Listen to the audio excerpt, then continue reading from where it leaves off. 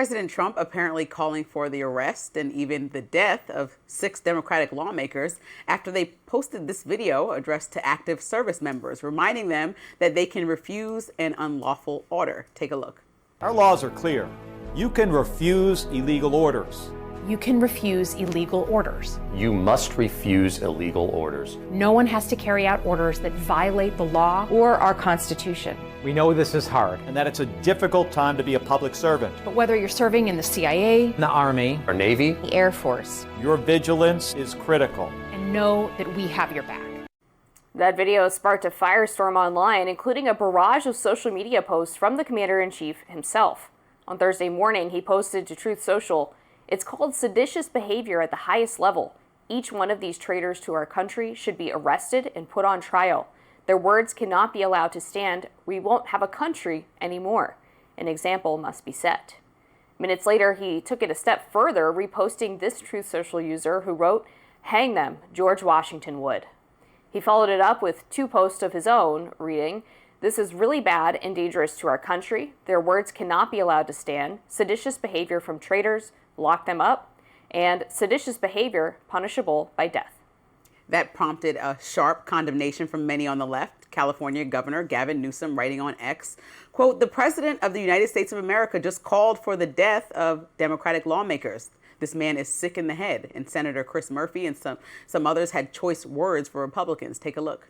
If you are a person of influence in this country, maybe it's time to pick a side.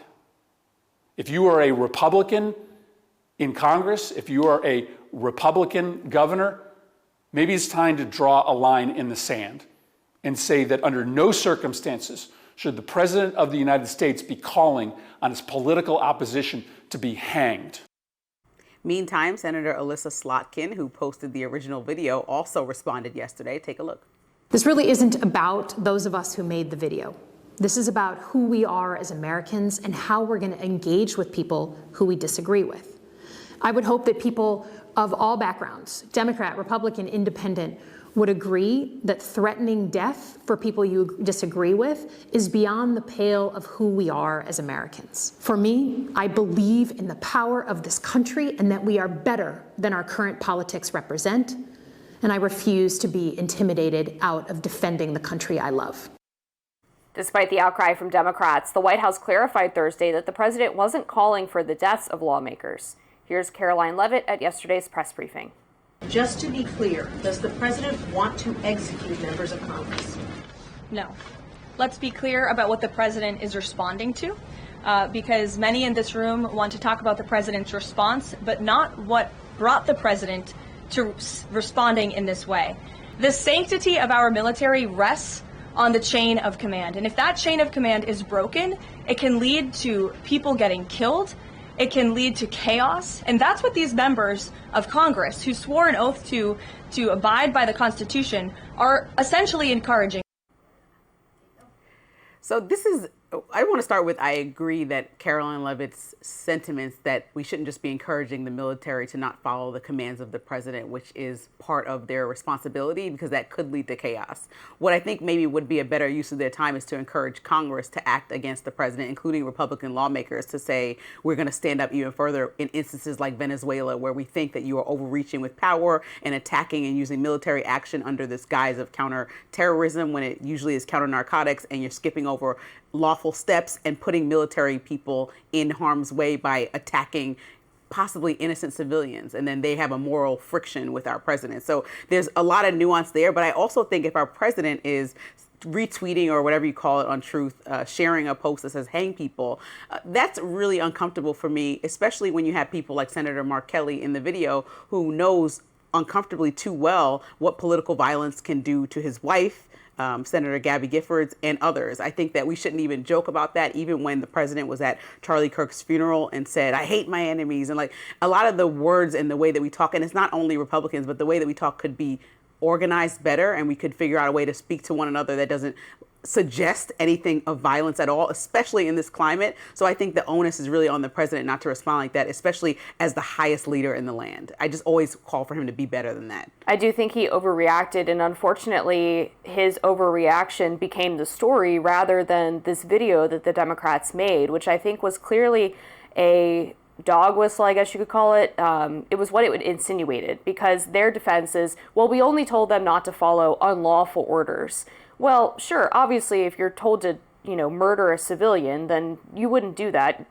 Every military member gets told in their training that you don't have to obey unlawful orders. So for them to make this video sort of reminding them of that carries this insinuation that Trump is engaging in unlawful orders and that the military is supposed to somehow sift through and behave like a legal scholar in determining whether or not Trump's strikes of the boats in Venezuela is legal or not. That's not really their role, right? There's a very clear red line when things are unlawful, but there's also cases where things are going to be adjudicated in the courts, and I don't think we should expect members of the military to sit there and have to deal with that sort of weighty decision because some lawmakers are encouraging them to do so. And I talked to a friend of mine who is a veteran and works in media, and they put it this way, which is, we're being naive if we think that what Slotkin was trying to communicate was an obvious, disobeying an obvious unlawful order. They want more Bradley Manning kinds of situations. They want high-profile summary acts of rebellion inside the active duty military,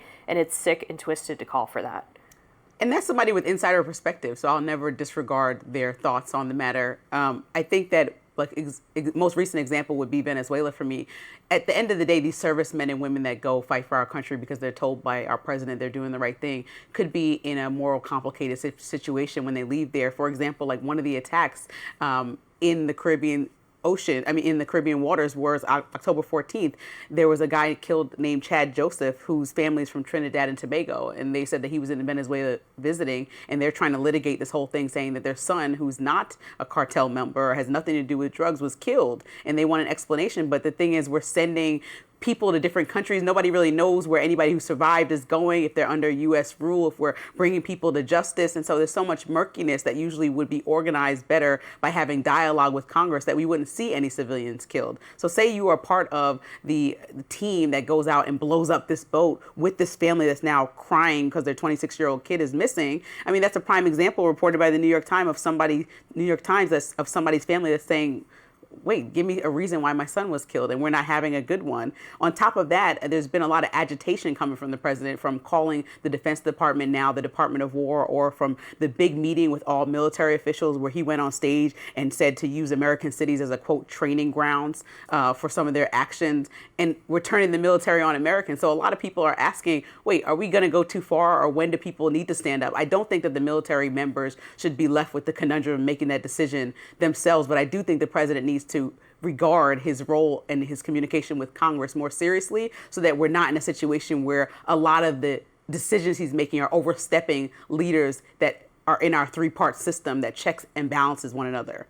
I guess I would feel more convinced that the people in the video, like Alyssa Slotkin and Mark Kelly, were coming from a sincere place of concern, as opposed to trying to have military leaders actively resist the president for political reasons, if they had made the same video when Obama was doing extrajudicial drone strikes. But none of these Democrats complained when Obama was flouting, military law and international law, and also was killing civilians in the Middle East on a regular basis. And so it just seems very politically opportunistic to me. Well, we're going to keep talking about this, I know for sure. Next up, Sean Duffy tells air passengers to dress with respect at airports. We'll talk about it. Don't go anywhere.